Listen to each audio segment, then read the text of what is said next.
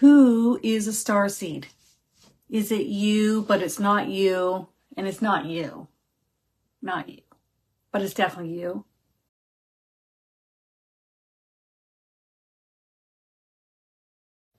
Hello and welcome everyone. We're going to be talking about your starseed origins and a little bit more about starseeds and why it's important for you to learn about your starseed origins. When you look at where you've been, it helps you look at where you are with a broader perspective, and that's extremely helpful. And that's what I want to do today, is to help us see from a broader perspective and understand that we are far more than these three-dimensional beings here as a human here on Earth. What I've experienced over the past 8 years of giving readings and sessions, because the first 3 years I was not channeling ETs or aliens of any kind. And I think that they made sure to do that because I literally said to my team, make sure you don't freak me out. So I said, this is all new to me. I don't want energies coming up in my face that I'm not aware of, that aren't familiar to me. So in the very beginning, I only channeled the angels, spirit guides, archangels, ascended masters, loved ones, and then slowly but surely crept in off to the side were different ET races and species that I had never seen before, that I didn't even know existed. None of them come and step forth to scare me or scare anyone. They're here to help us, and they would then call themselves our starseed family members. So these would be souls that you have had incarnations with in other vessels on other planets. And this energy then comes and helps you here on Earth. So you may have had lifetimes with them as a sister, a brother, a parent, they're your parent, friend. And then they're like, she's going to Earth. I'm going to go help her over there. Okay. All right. So the message that I channeled from my guardian angel on this topic is this. In the end, we all come from stardust. And she was smiling, okay? And I think what she means from that is we're all traveling somewhere off Earth. We're not just from Earth, okay? Know that your energy, your soul, has been many places before coming to Earth. And she put in quotations before, because everything is linear. So your soul is having these experiences all at the same time. Know that we come along with you to each of these places and never leave your side. So you have your guardian angels, hello, hello, and you have your spirit guides, and everyone is right there with you. And then, of course, you have your starseed family members that are with you as well. Some people I'll check in with, and they don't have any starseed family members with them. Depending on what they present themselves as is an indicator to me as to where you have been other than Earth. So if I'm seeing 2 Arcturians hanging out with you, smiling and telling me that they've had lifetimes with you as your mother, etc., in Arcturian or off-planet locations, maybe they've been with you through lifetimes on other planets other than just Arcturian, then I know that you've had Arcturian lifetimes because they're right here with us, and this is where you've been. Who is a starseed? Is it you, but it's not you, and it's not you. Not you, but it's definitely you. That's right, Missy. We are all starseeds. Some people in these other communities, they think that only some of us are starseeds and the rest of us, we're going to punt to the curb. And I'm here to tell you that every single person that has ever come to me for a reading out of 4,000 people over the past 8 years, at least if I go by my own experience, are all starseeds. I haven't met one person, although I check in with my angels and I ask, are there people that have only incarnated on Earth and they haven't been anywhere else? And she says, very few, very few. So we are all starseeds. So who are really the aliens? The aliens are here. We are the aliens. P.S. So if you look at your energy going and trying out physical or non-physical experiences with other energies on planets, off planets, we are all not from Earth. Earth is not our number one. It's not the starting point. It's not home. At least that's what a lot of starseeds will tell me. They know this isn't home. They don't want to be here. Okay, so if you're having a hard time on Earth and this is kind of sucking big for you, then you're going to want to check out my YouTube channel next week, where I'm going to be talking about some of the pro bonos and the bonuses of being a starseed on Earth. And I'm going to talk you up big time in that video. Okay, what are the great things about being a starseed? You wouldn't hear it from these other groups out there. Woe is me is all you'll hear, but I'm going to tell you a different story, a different narrative. Yeah, you don't fit in here. This isn't home here. That's a number one key indicator that you are a starseed. And the number one thing I hear from the angels, repeated, especially with starseeds, is the Earth was sending out an SOS signal. Please help me. Please come to me.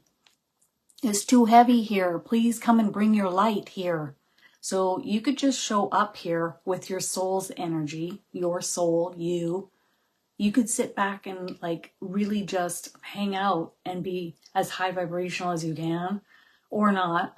But you brought your light here, which is helping to lift and raise the vibrational frequency of the planet's light. So we're all ascending, and we were called forth to come here. Some of us, when I check in, we were like, yeah, I came in a heartbeat.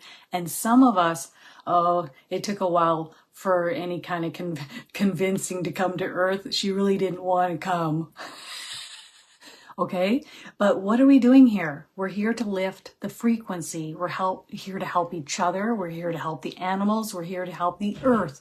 That's the main number one reason why we come. But then, for those of us that have come here steadily over many lifetimes, then we're added extra good times like health issues or mental health issues or anything else that we are going to add on top to learn from that contrast. So let's talk a little bit about the top two main starseed origins that I see souls checking out, living, and then coming to Earth. So what are the top two that I see the most of? And then I'm going to talk a little bit about what I see the least of, okay? The number one that I see, well, we'll say it's actually tied up, okay? Tied, as in both of them. One, Pleiadian. The Pleiadians helped to start Earth, seed Earth. I've even seen through my remote viewing course, I've seen where the comet lands on Earth, and I've seen the removal of dinosaurs in order to make room for the mammals to thrive, aka which has led us here now. But when I see the comet coming, I'm seeing the Pleiadians hanging out, watching it and helping out with it. So there's such a bigger, broader picture going on here. It's so much more than we can conceive of. The second that I see repeated are Arcturians. And when I look at the mass majority, I would say all of, okay, anyone that's coming from any Asian culture or country, I see them having Arcturian lifetimes. So Korea, China, Japan, all. And I find it really fascinating to see that. It's been so repeated over the years. It's just undeniable, really. Now, does that mean you've only had Arcturian or you only had Pleiadian? Nope. So if you're a very curious person and you like trying out a lot of different things and you want to venture out and your mind goes here, there, and everywhere, the chances are you've probably done the same thing with your origins. You've probably had somewhere around 10, maybe 12, maybe 15 different starseed origins. For someone like myself, I've had a total number of 3. So that's it. I guess I'm not very adventurous. Although I would say coming to Earth is pretty darn adventurous. Oh my goodness. So I think what I'm getting from my guardian angel here is I'm very isolated, very isolating. I focus in on where I feel I fit best. I enjoy the ride to the fullest. Yeah, okay. And I don't see any point in bouncing around between different starseed origins. So you might find that you have an origin like myself. I have Arcturian, but I only have 2. I dipped my toe in the water and said, not my cup of tea. I'm not going to do that. Whereas when I went to a Pleiadian planet, I loved it. I milked it. I wanted to go back repeatedly. I just had so many more incarnations there. And I have almost equal parts here on Earth now. And I know I do. I can feel it. So when they told me, I was like, yeah, that's definitely confirming. I've been here a lot.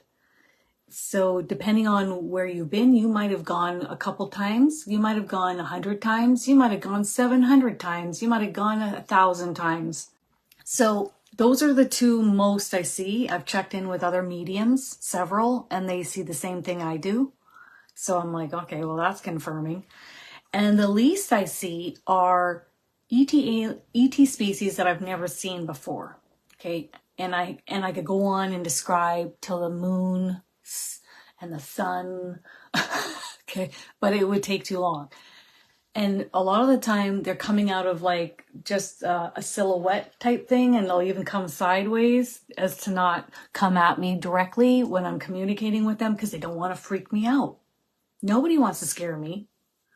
They're just there to communicate with me and to communicate with the person in front of me. So probably the least I would say of what we know, okay, listed on Earth, the least would probably be blue avian or avian species. I've even seen them as red, like Yael or tall whites. I don't see many of those. And I certainly don't see many mantis or grays. Because if you think about that type of origin and then all of a sudden you're in a human body, I think it would be quite a lot for the soul. It's quite a vast difference. One would say, well, I've had Pleiadian lifetimes. So anyone that's drawn to me is likely going to have a lot of Pleiadian lifetimes. Now, if you're drawn to someone like Lily, for example, she's had a lot of Syrian lifetimes. So the chances are you've probably had a lot of Syrian lifetimes. So that'll give you an indicator of where you've been, who you were drawn to. All right. So what can we expect in the future with starseeds coming to Earth? That's what my angel wanted me to write down. So now I'm going to channel her. So what can we expect with starseeds in the future coming to Earth? We're going to go through a bumpy patch, as we well know, but the end goal, long term, out in the future, is easier days ahead. It'll be well worth coming here. For some of us, we're kind of starting out on the earlier stages coming to Earth in order to help lift and raise the vibrational frequency here. But for those of us who are still newer to Earth, and although we've been elsewhere, we're choosing to come after the bumpier stages. But what she wants us to do is to hang in there and hold steady and know that better, brighter days are ahead on Earth. Characteristics. And of course, who are you drawn to? I just talked about that. But if you're up in the head a lot and you're a little bit analytical or left brain oriented, A-type personality, you probably have had Arcturian lifetimes, maybe even Andromedan. Okay. If you feel like it's difficult to ground into your body and you feel lightheaded sometimes and you have a hard time keeping your space clean or finding things, you lose things, then you've most likely had an incarnation where you were very much a mental being. Okay, so now you're kind of off in the ethers a bit. And so it's really important to ask Earth to ground your energy permanently. And you can ask her to do that anytime you want, which will make your life a lot easier. Now, if you're laughing and frolicking, and you're not thinking as much, you're not in the head as much, then you've had a lot of Pleiadian lifetimes. And if you got equal parts, then you've probably had both. Okay? Pretty cool, eh? People that have had blue avian lifetimes, it's really difficult for them to gauge time, what day it is. Really have to like look it up. They like check out anything that's happening. That's okay. Whereas I'll be like, oh, that really bothered me. Somebody that's had blue avian lifetimes are like, who? They've already forgotten. They let it go and they don't even remember the person. All right. So if you feel like you're a Pleiadian or you want to learn more about Pleiadians, I'm going to be doing a Pleiadian class in July 7th. And it's all you need to know about Pleiadian starseeds. So if you need to delve into that a little bit more, it's only $25 and you can jump in on that. Also, just to let you know, I've decided to run the Mediumship 102 course again, which I haven't in a few years. You don't have to take You do not have to take the Mediumship for Beginners course to take this. So it's just a secondary add-on to the beginners. And that's coming in June. So if that's something that you're interested in taking, that's $125 and you got a nice big ebook with it and lots of lives every day for the entire duration of the course. And you can go to KristinDaviesMedium.com. I can tell you what your top one is, which would be the one that you've done the most, but I can't tell you all of them because it would take forever. They're putting it in my head in threes and I can feel the energy of Andromedan, and they're doing Andromedan. And I get a really nice warm smile with this. Like it's really pleasant. And they're really happy that you're here on Earth. They're talking about just being sensitive and ensuring that you aren't spending time around people's energy that is too harsh or too much for you. And they're talking about you being very pleasant and kind and loving with people and helpful with people when your time permits or your energy permits. Angela? No, that's quite different. Oh, you're here to stir shit up. You're here to be different. You're here to be unique. And ooh, I don't want to swear, but I'm going to say what anyone else thinks. They love you exactly the way you are. Don't stop and don't change for no one. Okay, so I don't recognize this one, but I'll tell you this.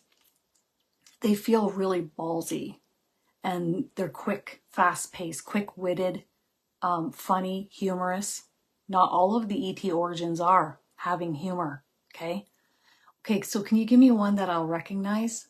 They're showing me like a ball just being rolled along and just blowing up, just anything that stands in its way just goes like this, like almost as if I'm bowling, but you're the ball. You are the ball, and you just go along and you blow everything out of the way, and they love it. Oh, they're just sitting back and reveling in it. They're watching you here on Earth and like, look at what she's doing now. Look at. You also have Pleiadian, a lot of Pleiadian lifetimes, and that's where you can pull from the light. Even when life gets real down and hard, you are pulling from that light of those Pleiadian lifetimes, which is a real blessing, they're saying. Okay, and Brock, Pleiadian. That's your main, but you have other ones that are similar or like in duration, meaning You went and did the Pleiadian route this number of times, but you also have other ET origins that are equal parts, including Earth. Earth is just like a slotted in at third or fourth, third. So you got Pleiadian, you got two others, and then here's Earth. So if you need to isolate yourself here on Earth and manage who you spend time with, so be it. That's best for you. They're separate. So Earth Angel is a description that's different than a Pleiadian, although I would probably say a lot of Earth Angels are Pleiadians. An Earth Angel is a person that is on Earth as a human, okay, not an angel. At first I was like, am I an angel? You're calling me an Earth Angel? Why are you calling me an Earth Angel? So it's just a person that is friendly, kind, caring, smiling, saying thank you, holding the door open for people, really helping other people. You might be drawn to coloring your hair blonde or being blonde. That's another characteristic, but not always. And the angels, when they really give a huge compliment, I look at it as a compliment. They're just telling it as it is. They'll say, oh, you're an Earth Angel. But a lot of Earth Angels or people that are extra friendly, kind, and loving are originating from Pleiadian lifetimes. Would you say that's accurate? Mostly, but not always. Okay, so we can't say that always. But I'll tell you that when I grew up, I had blonde hair, natural blonde hair, and blue eyes, and I was so happy about it, but I didn't know why.